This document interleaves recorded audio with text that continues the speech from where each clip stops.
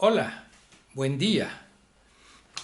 Bienvenidos y bienvenidas, por supuesto, a Deconstrucción de todos los días. Soy Isaac Rosler y hoy día haremos la tercera entrega sobre différance. Bueno, repasemos un poco. Eh, Recordemos que lo que quiere reprimir la filosofía es esta primera percepción entre el afuera y el adentro. Preguntémonos un poco, ¿alguien ha tenido alguna vez esta experiencia de sentir justamente esta diferencia entre el afuera y el adentro? Es una experiencia impensable, no es que yo la pueda enseñar o la pueda transmitir, pero a ver, pensemos en un sueño. Cuando estamos soñando, el afuera y el adentro se vuelve algo totalmente ambiguo, un umbral, ya que en el sueño creemos que las cosas son reales. Y de muchas maneras, lo que soñamos es muy real. Tendríamos que leer un poco de teoría psicoanalítica para saber lo real que son los sueños.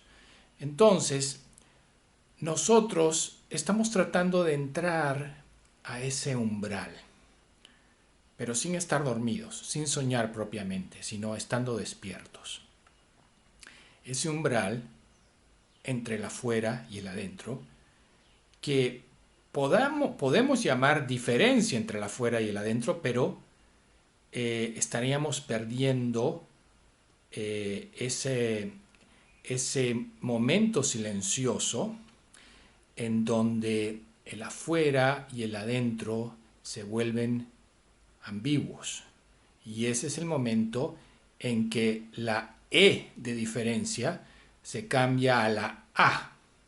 Es solo un instante, pero ese instante, que no es para nada nada, y que es algo que nos provoca a pensar, es lo que la deconstrucción no pierde de vista.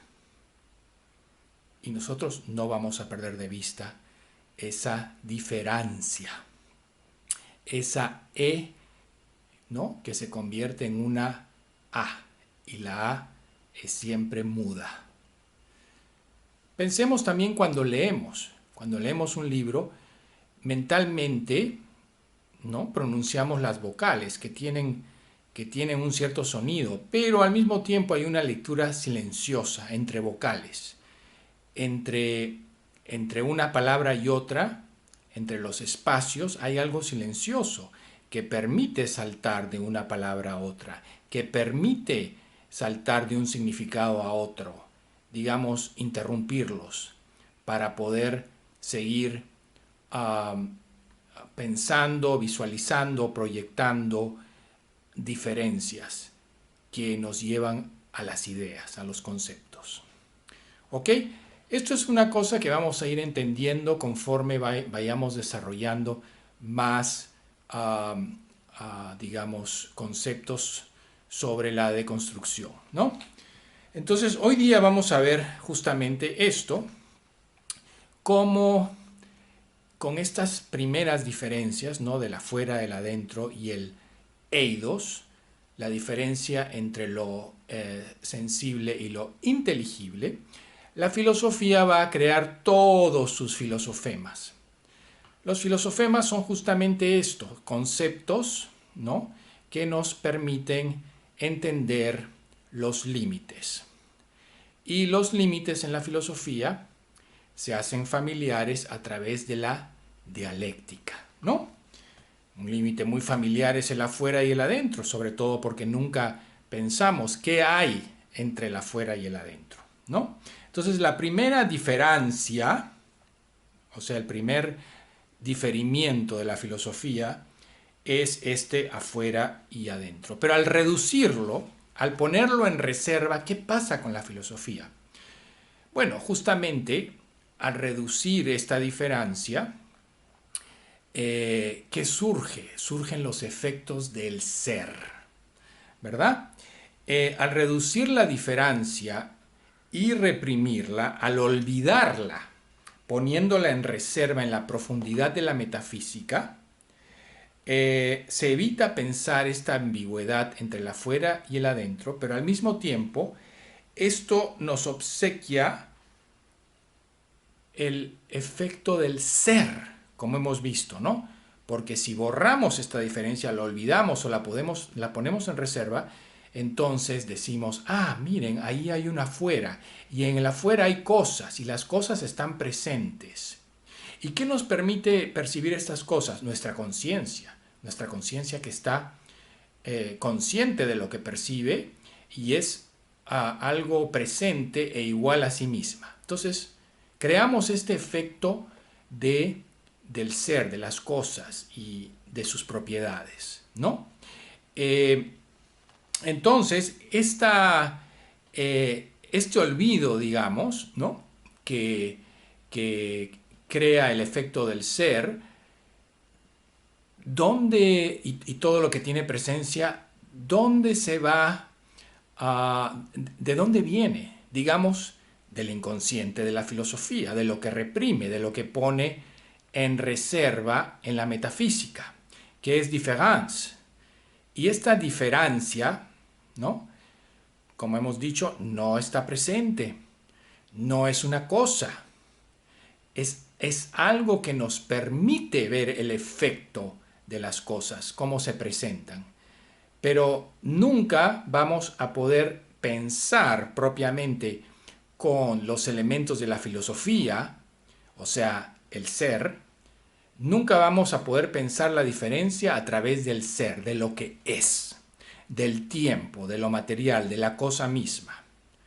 Porque justamente diferencia, es lo que permite abrir todo eso, es lo que permite el efecto del ser en todas las cosas. ¿Sí? Y a través de esto, se crean todos los saberes, ¿no? Incluso el saber absoluto de la filosofía. Todos los saberes que están ahí afuera. Pero lo que pasa es que ningún saber satisface. Siempre hay algo que falta en el saber, que falta pensar, que se nos escapa del pensar.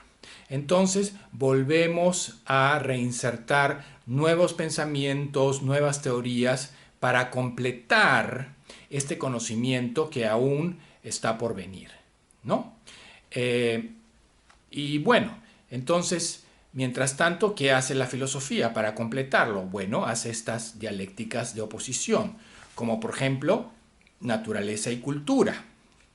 En vez de decir que la cultura es la diferencia de la naturaleza, ¿ok?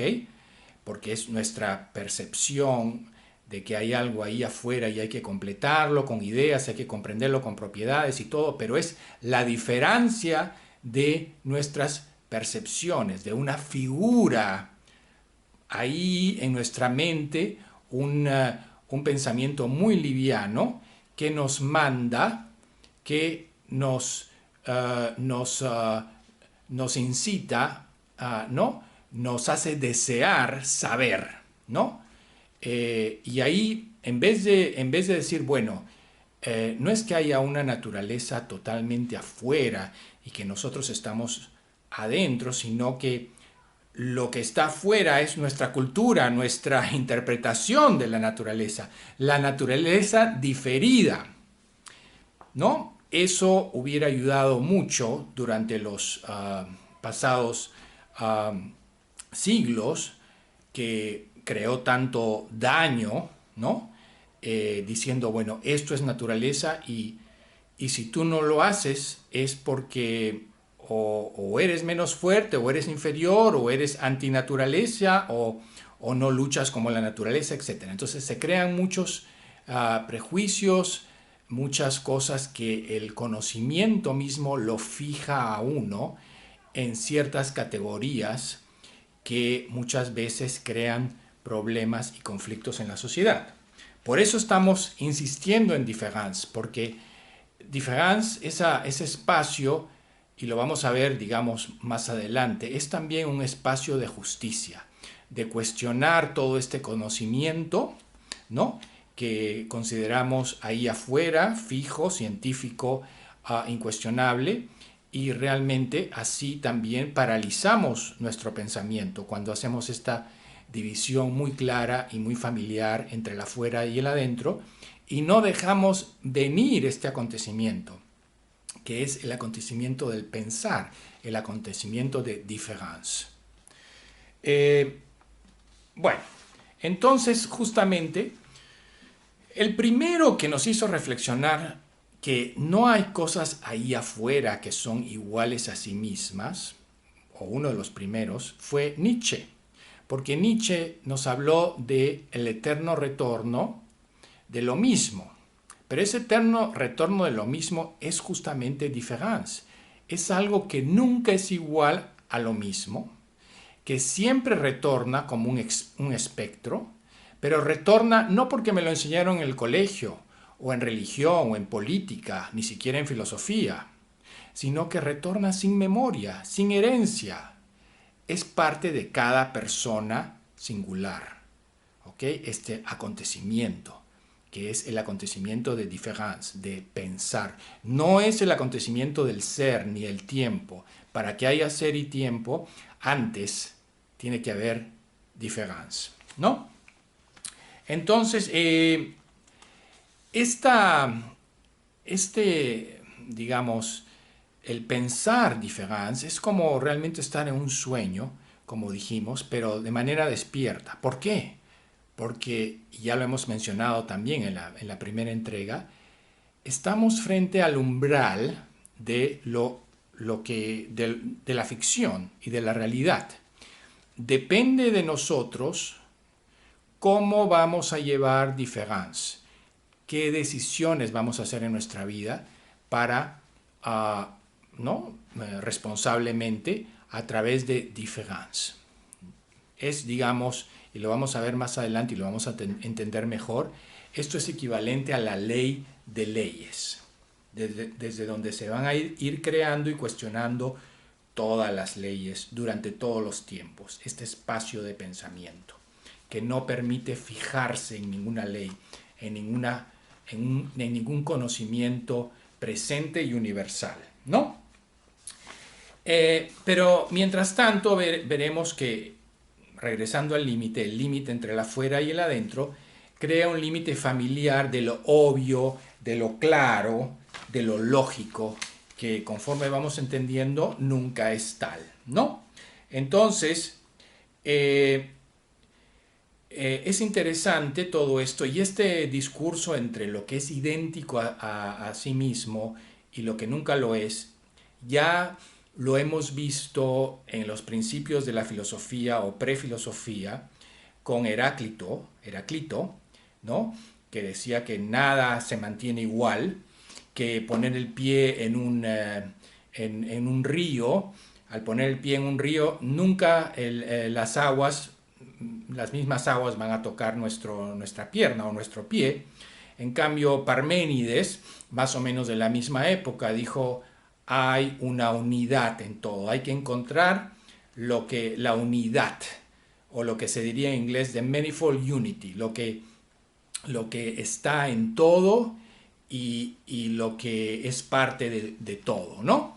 Entonces, y Nietzsche mismo hablaba de la repetición en uno de sus libros, en la Bella Ciencia, decía que cuando la repetición de lo mismo es que todo se va a repetir exactamente, al estilo de Parménides, ¿no?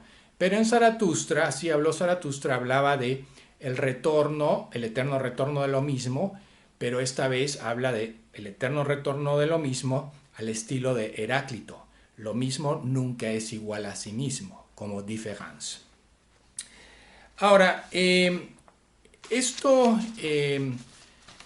la diferencia también en filosofía tiene, digamos, nos podemos aproximar a un origen de cuándo se empezó a reprimir o cómo se empezó a reprimir esta diferencia, ¿no? Diferencia.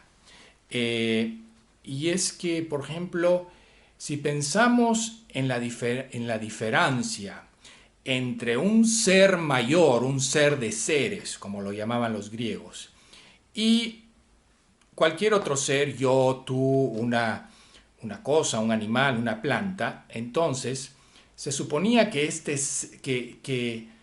ser de seres, ¿no? Esta cosa que estaba ahí, el Dasein, como después lo describe Heidegger, esto que hace que haya, es un ser de seres, ¿no?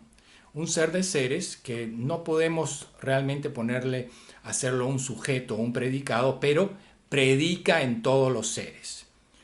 Pero si pensamos en esto a través de différance, entonces lo que realmente hace posible que haya un ser de seres que no se predique, pero que predique a los demás, es justamente différance, lo que hay en medio entre el ser de seres, el ser con mayúscula y el ser con minúscula.